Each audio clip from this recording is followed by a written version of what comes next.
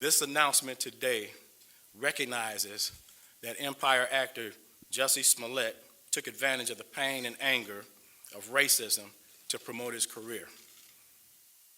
I'm left hanging my head and asking why.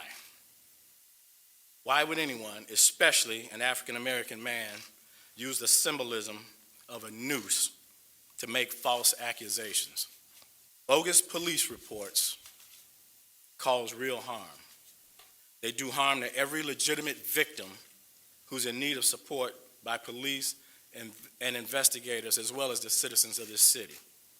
But this publicity stunt was a scar that Chicago didn't earn and certainly didn't deserve.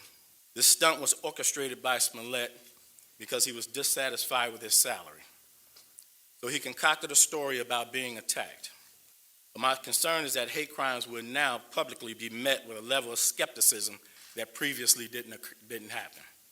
That said, Smollett was treated as a victim throughout this investigation until we received evidence that led detectives in another direction. On the early morning of February 29th at 2 o'clock in the morning, Jussie Smollett reported that he was the victim of a hate crime. He reported to us that the two offenders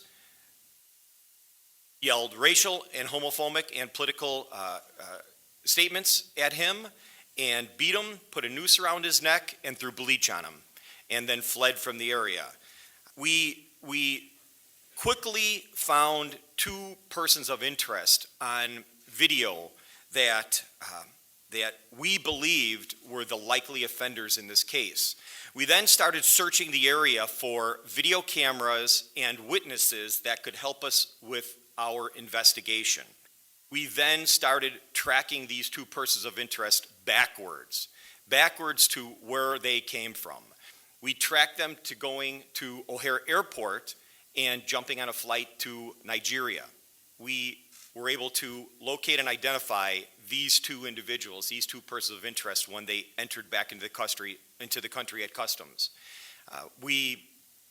Their attorney showed up. I think you've all seen her on the news the last couple of days.